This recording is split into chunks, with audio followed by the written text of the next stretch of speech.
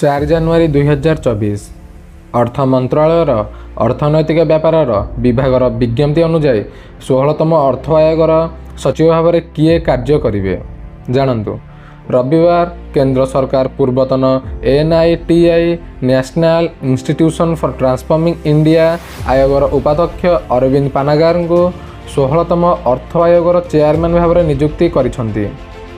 ଅର୍ଥ ମନ୍ତ୍ରାଳୟର ଅର୍ଥନୈତିକ ବ୍ୟାପାର ବିଭାଗ ଦ୍ୱାରା ଜାରି କରାଯାଇଥିବା ବିଜ୍ଞପ୍ତି ଅନୁଯାୟୀ ଭାରତୀୟ ପ୍ରଶାସନିକ ସେବା IAS ଇଣ୍ଡିଆନ୍ ଆଡମିନିଷ୍ଟ୍ରେଟିଭ୍ ସର୍ଭିସ୍ ଅଧିକାରୀ ରିଜଭିକ୍ ରଞ୍ଜନ ପାଣ୍ଡେ ଆୟୋଗର ସଚିବ ହେବେ। ଆୟୋଗର ସଦସ୍ୟମାନଙ୍କୁ ପୃଥକ ଭାବରେ ଅବଗତ କରାଯିବ ବୋଲି ରବିବାର ଜାରି ବିଜ୍ଞପ୍ତିରେ ଏହି କଥା କୁହାଯାଇଥିଲା। ବିଜ୍ଞପ୍ତିରେ କୁହାଯାଇଛି ଯେ ଆୟୋଗର ଚେୟାରମ୍ୟାନ୍ ତଥା ଅନ୍ୟ ସଦସ୍ୟମାନେ ଯେଉଁଦିନ ସେମାନଙ୍କର କାର୍ଯ୍ୟଭାର ଗ୍ରହଣ କରିବେ ସେହି ଦିନଠାରୁ ରିପୋର୍ଟ ଦାଖଲ ତାରିଖ କିମ୍ବା ଅକ୍ଟୋବର 2025ର 31ତମ